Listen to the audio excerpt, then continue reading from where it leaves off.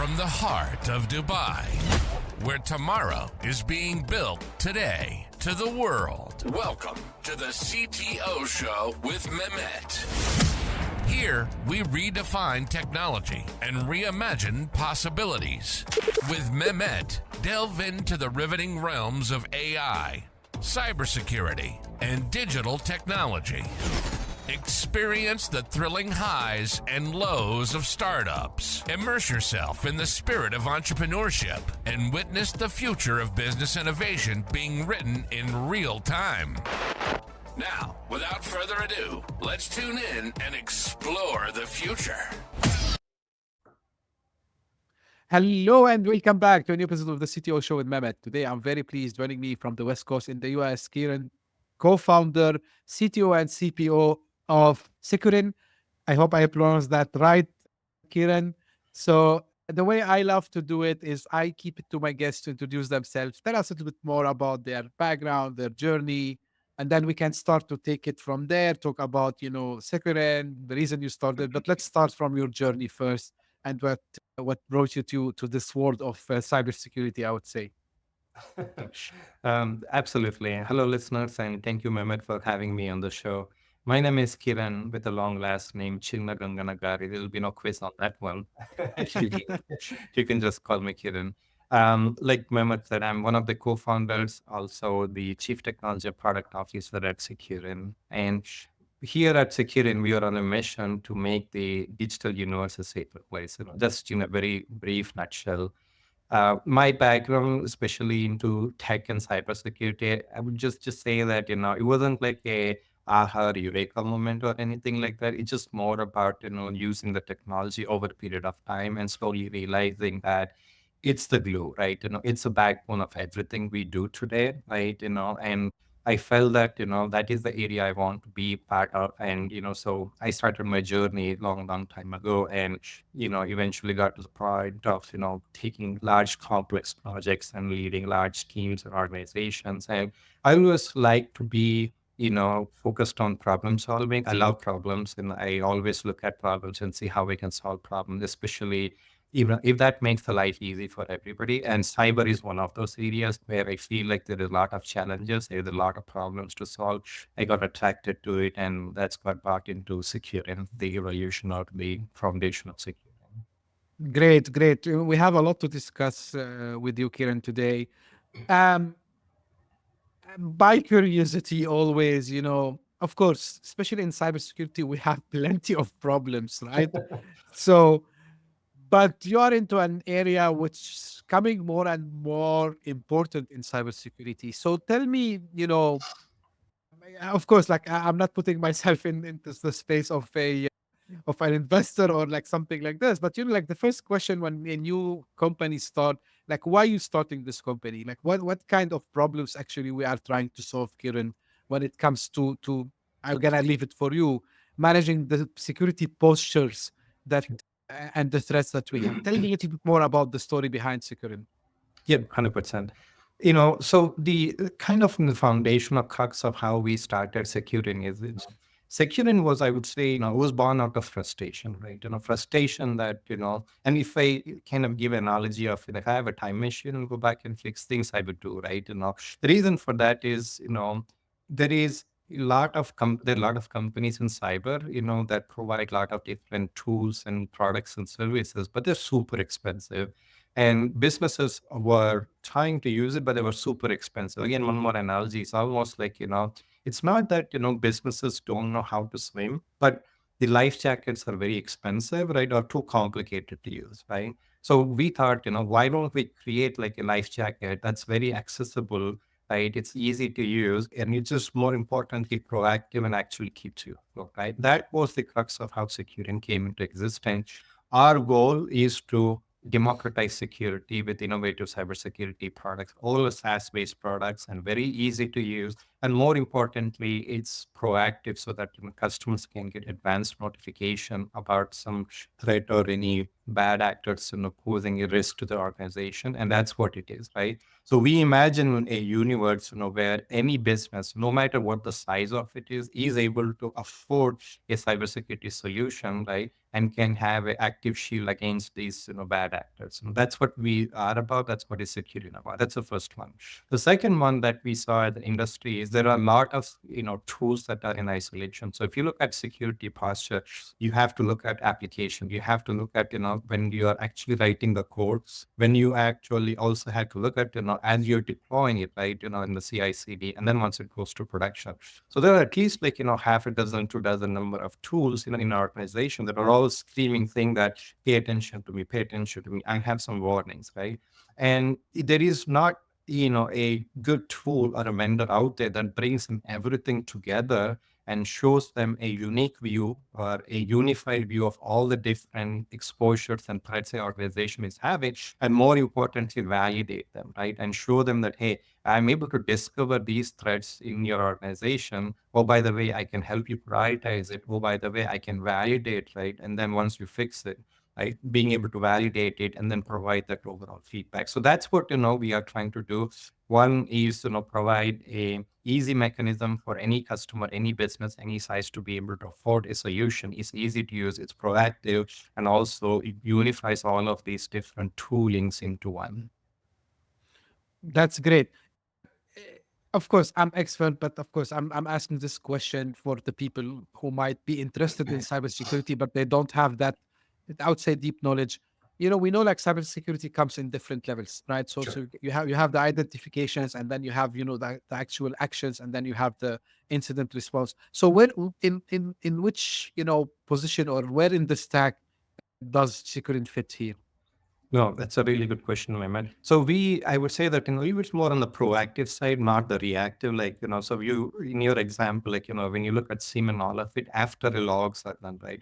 After the incident is done, they look at the logs and analyze that. We're looking at proactively. We're looking proactively and say, if a vulnerability is going to get exploited in a while, the way we do it is, we get the data from multiple different sources, like 1,500 sources from deep and dark web, surface web, and a whole bunch of sources. We actually take all of that, this unstructured data, sanitize that, process it through 30 different machine learning algorithms, and then we make sense out of the noise to come up with some signals for a customer to use. So in that regards, we have what's called as attack surface management. It's an external view for a customer, like what's a hacker able to see, like a hacker's view for a customer. The second one is our vulnerability intelligence. It gives that intelligence which you normally won't get, right? So being able to proactively look and say, I am going to get it, I have a signal here saying that this vulnerability is going to get exploited in the next X number of days. I need to proactively do something, whether patch it, take down, put some compensating controls or anything like that. Then you can think about an application side of it, right? As developers are writing code, how do we ensure that, these are the issues they are having when you use open source packages or supply chain risk and everything. So again, how do we prevent, any bugs or vulnerabilities getting into the system before it? So everything is about proactive, so being able to shift left and make sure that developers are writing the code, proper way, or making sure that they are using secure code and secure practices, secure by design, and all of it. And then once it goes to production, like being able to monitor proactively before a threat happens. Right. Um, this brings, the question, Kieran. So traditionally, the posture of an organization were very limited, right? So back in the days, probably it's just their domain, maybe a couple of their, certificates that they might have, you know, put there, and people try to, impersonate these certificates. But now, I know this for a fact. There's a lot of things going on there. If you want to at least, tell us, because domains, certificates, everyone knows about that now, but of course there are kind of emerging like new threats, I would say. So what are like the current ones and the emerging ones that you are seeing them a lot nowadays? Yep, I'm gonna age myself when I say it, Mehmet, but you brought memories of Raptor firewall in like back in the day. That's right. About the only thing, you put a firewall in front of a server and you call it good, right? And you say that, I have the best security. Now you have 20 different tools and still, you're not sure, if you're secure because you don't know where a bad actor is going to come in, right? And it could be some insider threat too. So it's interesting, you brought up that question. So going back to your question, right? What are some of the current and emerging threats? I would say that, it's almost like a Pandora box of cyber threat. Where do we even start, right? Especially, if you look at, some of the recent attacks and everything, right? SolarWinds is a good example. I don't want to make them as a back posture child or anything, right? Supply chain attacks, right? This is happening quite a bit. And it's almost like, not only you want to rob a bank, but you also want to steal the keys from the locksmith. So what do you do with it, right? Right? Let's get up the details. So again, so supply chain is one we are seeing quite a bit. The second one is, with AI now, right? It's almost like, you're giving this, villains in the comic book, supercomputers, and they're getting better faster, right? So not only, we are looking at, how do we use AI, for proactively defending, but the bad actors also using it, right? For offensive side, right? So this is like a, two-way, so how do we make sure that, we are understanding the goodness of AI and also understand like how we use it, for defending our networks and our organizations, but also how do we know how bad actors are using it for bad purposes and understand that. So that's the second one. And the other one I would say is, the ransomware. Like, this is something you probably see, you type in ransomware, you probably see like 3 or 4 different breaches or attacks, every single week or so.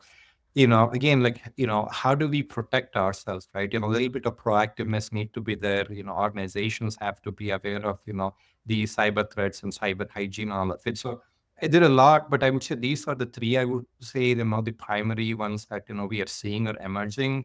The supply chain, the AI related one, and then the ransomware associated breaches, especially in some specific verticals like healthcare and, telecom, we're seeing an increasingly, more and more attacks, from ransomware or, or in advanced persistent threat groups. Yeah. Kieran, how much is the maturity of people when it comes to the supply chain surface attacks? Because, I think we've seen a lot, but it seems like we are not learning, and it seems like still customers are underestimating. Correct me if I'm wrong. I think it is getting better. I would say, it's not completely the fault of the, I don't want the blame game here, Mehmet, right? If you look at, what is happening is like, the attack surface has changed. Like you said, like back in the day, it was just a certificates and, 3 computers, with a firewall, right? Now you have, explosion of, smart devices, IT, OT, that have exploded, right? We have smart devices with AI, like Apple Intelligence or AI Intelligence built with that. My home at least have like 40 or 50 devices connected at any given point in time, right? From my thermostat to water sprinklers, to lights and, a whole bunch of stuff, right? I don't know, where, these devices are being manufactured from, the firmware is up to date, and I try to do a good job at it, because I have a little bit of, more, experience in the cybersecurity because I deal with it every single day. But, most of the businesses, that's not the primary focus. They are looking at, running the business. Like if it's a retail, it's clothing, right? I want to sell clothes, right? Cyber is important, but, how much of, is that a priority for them, right? So it's not that, organizations are not, spending time and focusing on it, but it's a constant struggle, right? It's always about, how do you make sure that, you have a good, security program, right? Within the organization, training and all of it. How do you make sure that, you are secured by design, right? If you're a product company, and making sure that, your products are built with security by design, whether it is you developing or, you buying your products. I think CISA has done an amazing job within US to push that. And then organizations are slowly embracing that, saying that, I have a lot to do as a vendor, right? So saying is from a, the consumer too. I think, organizations are realizing that, I can't 100% rely on a vendor. I need to do my part. And I need to make sure that, I do training. I need to increase my cyber hygiene or better my cyber hygiene. So I think it goes both ways. Right. Now, you mentioned AI, which is very interesting, topic, I believe. Um, so when it comes to how, let's say, the bad actors are currently using the AI. And because, I know, like, you get access to a lot, and you mentioned, like, from dark web, from different places, to get the intelligence. How are you seeing, the threat actors are leveraging or, like, misutilizing, let's say, the AI when it comes to the new wave or the emerging threats? Yep. Any use cases you can share? Yeah, I would say that, there are a couple of them. So doing the phishing emails, right? That's the number one attack vector. Like, when you look at all the different attack vectors, like, phishing is the number one. It's the easiest one and it's most effective one, that you send an email to, a user in an organization that is completely unaware of, what that is. They click on a link and then malware get deployed, right? So the phishing emails have got a lot better. In the past, you used to be able to at least look at it and say, hey, this is a bad email, and I know that's the phishing. With AI now, right, they are using ChatGPT or some other tool, Gen AI tool, to actually write a email that looks very, very, trustworthy, right? It's almost like it coming from a CEO or a leader in an organization or your vendor, right? So that's one. The other one we are seeing is organizations are using AI. A lot of organizations are experimenting because the boards are asking, hey, what do you do? What are you doing about AI in your organization? So they are experimenting. They are trying to, play with it, right? But they are not realizing that, within, the AI, if they're deploying like a LLM, within the organization, like open source or anything like that, they don't know what is behind the scenes, right? That's a supply chain, right? Imagine, like, you are adding a malicious package inside a, package, which is used on your, LLM, like, it's not be directly used like a, directly like a one that you can understand. Like, it's like a second or third layer, down, right? And that has a malicious, package inside it, right? Or malicious, payload inside it, right? Now organization is having it, right? So those are some of the ones, we are seeing, quite a bit. The other one I would say is, it makes it, faster for a bad actor to come up with payloads, like, POCs or exploit code.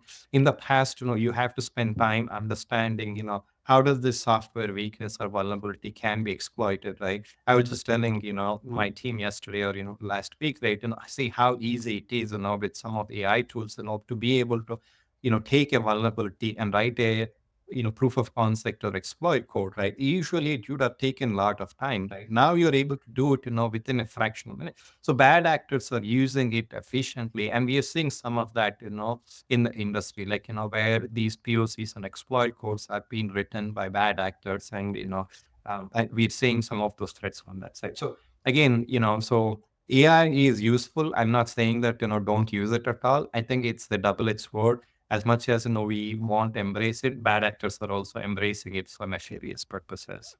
Absolutely. Like, I was, to your point, Kieran, I was here, like, in the morning when I drop my daughter to school. So I was hearing on the radio a guy from the IFC, which is Dubai International Financial Center, and he's saying that these bad actors are becoming so sophisticated in writing the emails, the phishing emails or the scam emails, in a way that you can't even think this is a scam. It's like so well crafted. They are using AI, of course, right?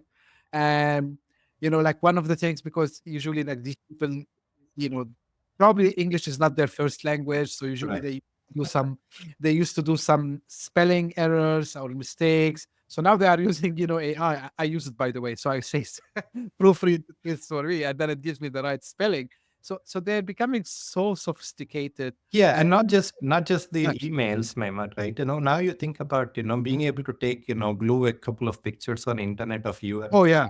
and then come up with a video and send it to somebody saying that, hey, hey, I need you to do something, right? Or maybe able to do a call on a WhatsApp or video call, with your Right. face, implied and on it, right? The other person, I mean, and AI has become so really good at, coming up with images and videos. Like, it's very hard to distinguish, it's whether really, you or somebody else, that is behind the scenes. So not just the phishing emails from emails, but also video and images, and also all of them have, increasingly become, very, very sophisticated and really good at it. And which is good for good uses, but also for bad purposes. Of course, 100%. And I want to, focus on something because I think, although like I had a lot of episodes with cybersecurity leaders and co-founders like yourself, Kieran, the 0 day, and AI made the 0 day much easier. And you just gave an example. So for some of the folks who listen to the show, why 0 day is something like you should, as even business, I mean, not technical guy, as a business guy, you should also understand what's a 0 day, and you need to ask your team, what are we doing about the 0 day. So if you can just little bit explain zero Yep. day on a very high level, of course, and how it relates to what you do at Securin also. Yeah, 100%. So 0 day is, again, from a layman's term, right? You have a software vulnerability, but there is no patch. Basically, you have a disease, but there is no cure. And bad actors are using that, this is like a virus, right, to infect people, and there is no cure for it, right? So your goal essentially is to, how do I make sure that I don't get this virus, right? So how do I contain my organization and shield it and protect it, right, before it spreads. So that's the whole idea of, 0 day. In 0 days, again, right, with AI, we haven't seen a lot of those, that are being actually used, for 0 day, but that don't only mean that, it's not there, right? You're slowly seeing an increase and uptick in the number of, these AI related, exploit codes and all of it. And so 0 days are also there, like very few though, but I feel like, they're going to increase over a period of time.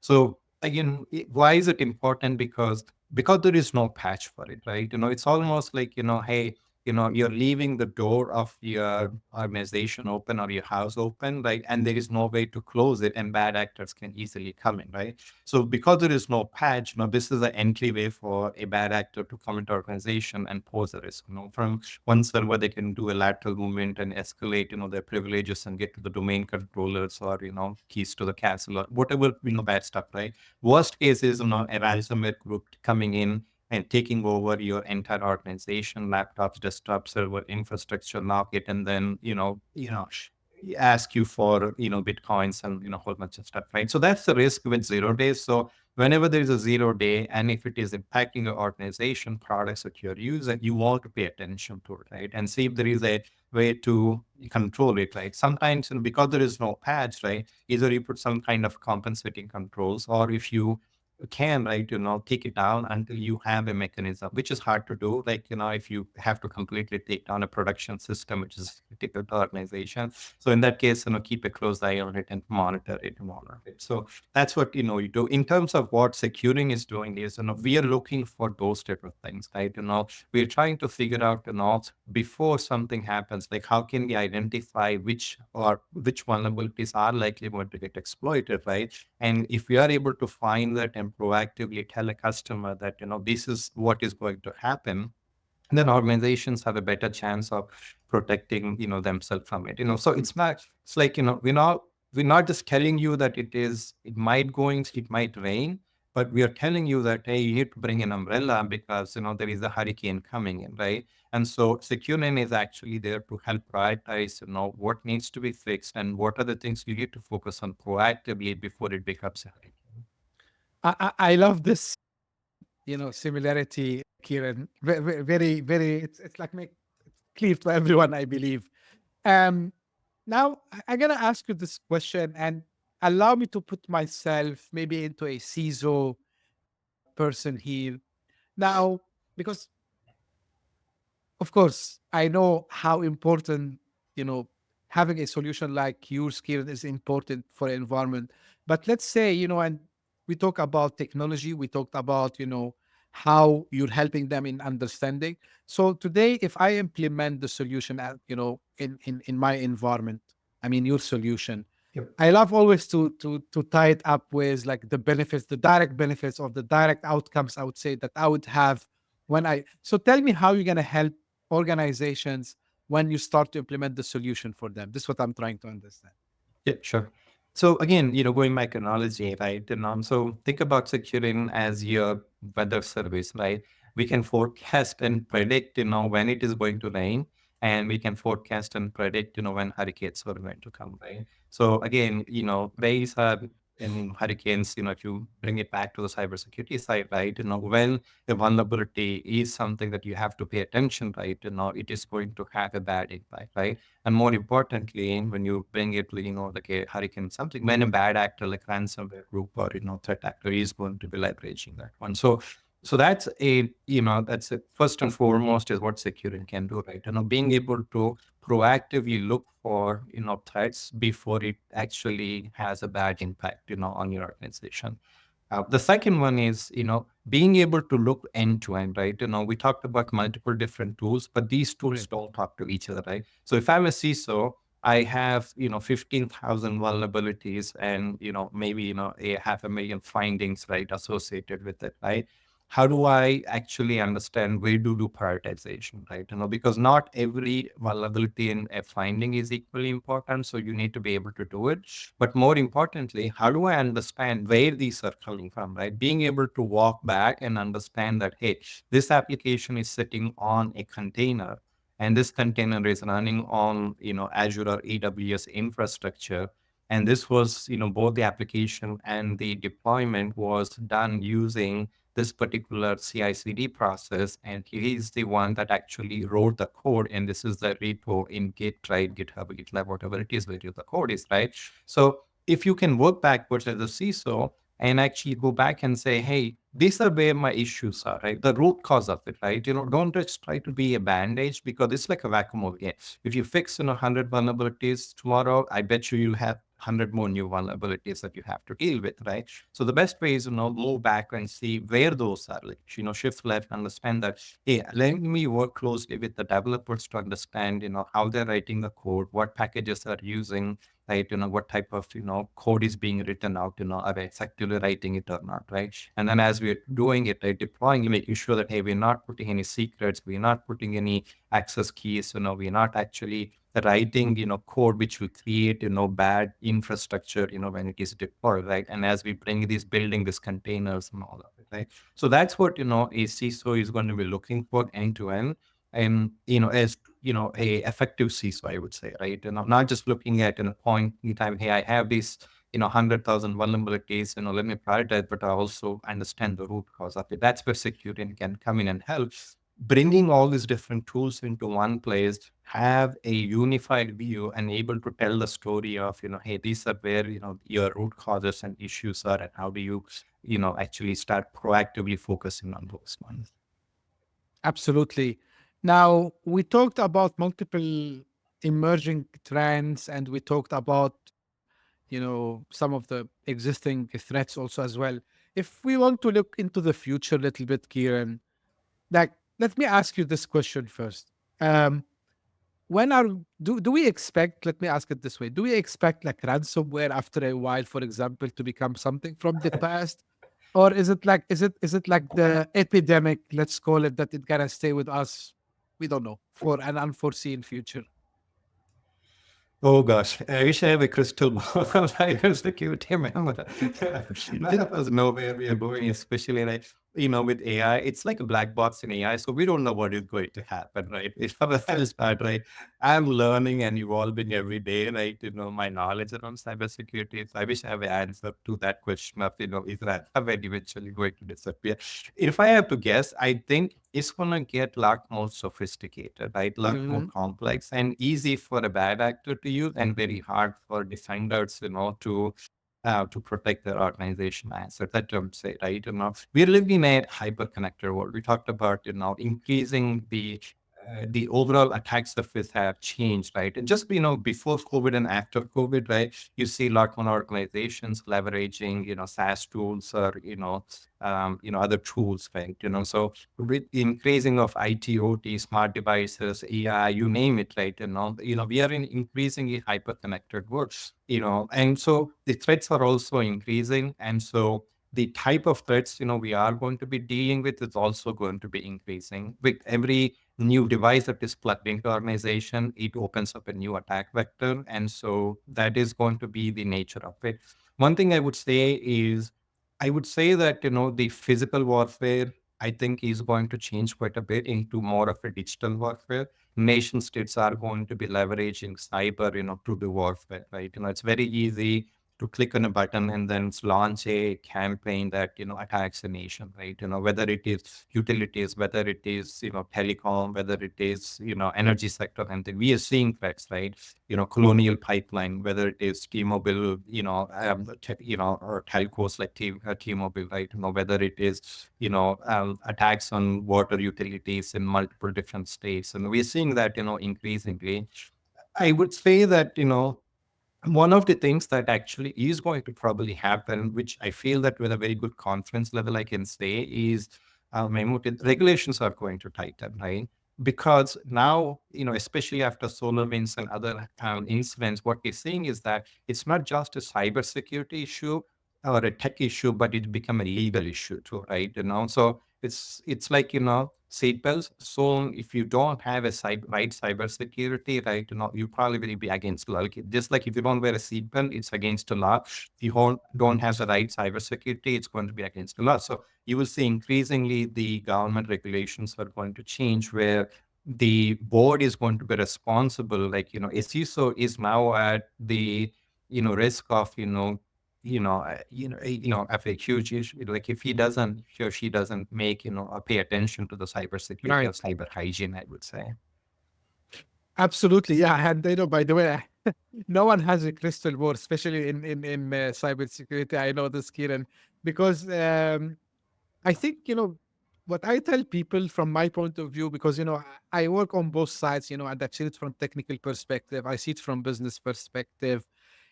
For bad actors, it's a lucrative business, actually, right? So it's an easy way to generate money, and as you said, they're leveraging AI, and people are paying majority of the time the ransom because they want to get back to business as fast as possible. So they're saying, why not? Like, okay, so if we can get this money very easily, why not do it, right? And they can hide. And I think the emergence also of the cryptocurrencies, and you cannot track them back, and so on and so forth. It's making that easy for them. So absolutely. Um, Shifting a little bit gear again, Kieran, with you. So you come from a CTO position before, but you were working, I believe, in state of Arizona, if I'm not mistaken, right? That's correct. And then you shifted to be a co-founder. So this is a huge move, and it's like a it's a giant leap, frogging from something to something different. So walk me through like what also attracted you to be a co-founder, moving from, I would say, more or less stable job, and like such a so tell me more and walk me through the experience that you had. Entrepreneurship is not for the faint of the heart. It's not a bed of roses. I can tell you that. No, my word. Uh, it's never was the intent. Right? It's not like a straight path of, hey, I want to be a co-founder. Or, I want to start my own company or anything like that. Right? I wasn't even thinking about becoming a CTO of any organization. It just, it was just, happen, over a period of time, right? And I was the CTO for State of Arizona for almost 7 years. I call it as, I did my tour of UK. It's an amazing place to learn intricacies of working in a public sector. It's a very stable job. But every single day, one thing I would tell you, Mehmet, is, we would get into the office and say, don't tell me that there is a breach, right? Don't tell me that there is a breach. At one point, my colleague and who also Peer's business partner, like, he was the CIO for State of Arizona. He was doing a search for a cybersecurity breach, and the CISO photo from state of Utah popped up, right? And so then the conversation turned to be, when do we quit our jobs before we become a Google search, image for a cybersecurity? Because, I don't want my face to be the one when Oh, cybersecurity breaches happen, yeah, right? yeah, That's my yeah. position, right? So we actually were talking about cybersecurity before cyber became such a, bad, like a, I would say that, so the risk from cybersecurity became, so complicated and so bad, right? The risks were there, but I would say that, sophistication, the complexity, the number of attacks actually have increased in the last 10 years since I left the state. So, I always had this mind of, I want to focus and I want to learn more about it, right? And then suddenly we, came to this opportunity of starting organization, with cyber focus, right? And also that's how I, started the company, with other co-founders, and, the rest is, it's very history. But, it's again, right, understanding, right, just like the state of Arizona, when I was there, like, I felt like, organizations, every size, every scale, every type of vertical are facing these issues. So, you know, I felt that there is a good opportunity. And I would say that with the, with the intersection of AI, with the intersection of cloud and intersection of cybersecurity, like there are some interesting problems to solve, right? Because each one, like, organizations can easily come up with solutions without a huge investments into cloud, right? Cloud actually changed how you actually deploy products and how organizations come up with ideas and see them to fruition. AI, I would say that, it's impacting every single, individual, I would say, if they are not seeing it, right, they're still using it, AI behind the scene, they probably just don't know about it, right? And cyber is impacting every single day. So I would say it's a really interesting, intersection with these three. And I'm just fortunate to have experience with all of those three, and, being here at our organization to leverage my skills and background and provide that, insights, into the products and services we're building. Amazing. Like what a journey. And as you said, it's not like for everyone. And absolutely, Kieran. Um, as we're wrapping things up, like if I want to ask you, Kiran, like what would be your advice? I'm gonna ask you for two people, right? So first, for people who want to be in the cybersecurity space. So, what one final piece of advice you can give them, and one final piece of advice for people who have this itch to start something and become entrepreneurs. So Sure. it's gonna be like two branches. Yep. So I'll start with the cybersecurity first, right? Sure. I would say that cybersecurity, just like any other tech field, it's not a solo sport. And, and what I mean by that is, it's for everybody, right? As organizations are thinking about, hey, how do I secure? As an individual, you also have to be worried about how do I secure my digital presence, right? As an individual, you're using lots of different social media, right? Or, you're using a lot of increasing number of, tools like SaaS tools and everything, right? So it's both, for, individuals and organizations, and the team sport, I would say, right? Your digital life, as a personal, individual is as precious, as a company, I would say. And everybody is a potential target, right? Today ransomware groups are attacking companies, so that because they know that there is money to be made, right?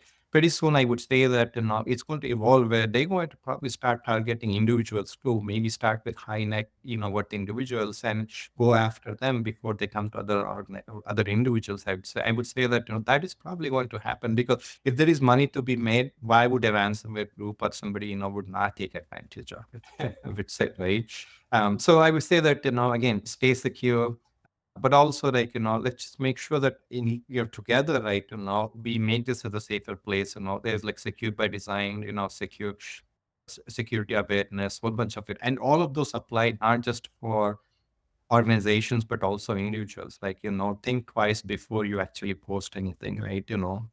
In terms of, folks that want to get into a starting a business or anything like that, right?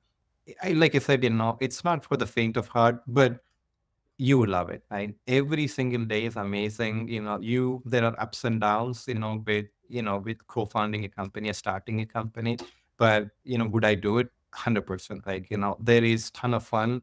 And also every single day you have a challenge, and, you're trying to figure out, how do I solve it, right?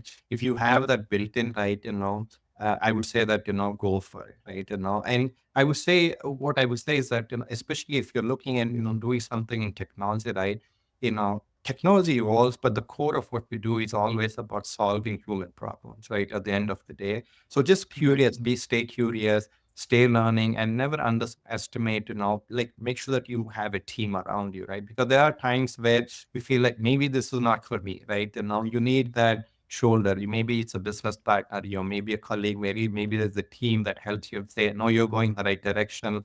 Let's keep pushing through it. Let's plow through it, right? So yeah, I would say that, the exciting times, there's a lot of exciting, interesting ideas I'm seeing, especially with AI. So I would say this is a really good time for anybody to start a company, but just be aware that it's not going to be easy journey. Absolutely, it's not an easy journey. 100%, Kieran. Um, your experience, your way of, what I like really today, Kieran, is the way you explain things. I think everyone, easily can understand what you're talking about, because I love this approach when, especially cybersecurity is a complex, it's a complex field by itself. But of course, maybe because I come from technical background, but really, it made it much easier. And of course, I believe you also like contributed in raising the awareness about the current cyber threats, because it's important for business leaders as well, of course, like as you said, like there's no CISO who would like to have his or her photo to be appearing on the first search on Google. 100%. But yeah, like I think this kind of awareness and the empathy I saw in the way you are telling us about these threats, Kieran, is like really, it affected me honestly. So thank you for sharing that with us. um, Tell me how people can get in touch and how they can get to know more about you and about Securin. Yep. Again, appreciate, the feedback, and what I thoroughly enjoyed, talking to you and be on the call with your listeners. And easy way to get in touch is LinkedIn. LinkedIn is where we actually constantly post updates about any emerging threats, any new vulnerabilities, anything in the cybersecurity. If you want to learn anything about Securin, again, go to LinkedIn. That's, I would say, subscribe to our organization, follow, and and all of it. I would say that's the number one place to go. Securin.io, securin.io. That's the URL for the company website if you're interested in cruising and understanding, what type of articles, resources that we may have, products and services that we may have to offer. Great. I would make sure they don't have to go and replay what you just mentioned. So I will make the audience lives easy. Again, I put it in the show notes. So if you're listening on your favorite podcasting app, you're going to find it in the show notes. If you're watching this on YouTube, you're going to find it in the description. Kiran, again, thank you very much for joining me today. I really appreciate it. And thank you for also the feedback. And this is how usually I end every episode. This is for the audience. If you just discovered this podcast by luck, thank you for passing by. I hope you enjoyed. If you did so, give us a thumb up, subscribe, and share it with your friends and colleagues. And if you are one of the people who keeps coming back, send me their feedbacks, their questions. Thank you for doing so. I really appreciate that. And also, I appreciate any suggestion that you want me to do something different, you want me to get a special guest on the show, please feel free to do so. Thank you very much for tuning in, and we'll be again in a new episode very soon. Thank you. Bye-bye. Thank you. Hit that subscribe button, share the show with your tech-savvy friends and fellow entrepreneurs, and leave us a review on your favorite podcast app. Your support means the world to us.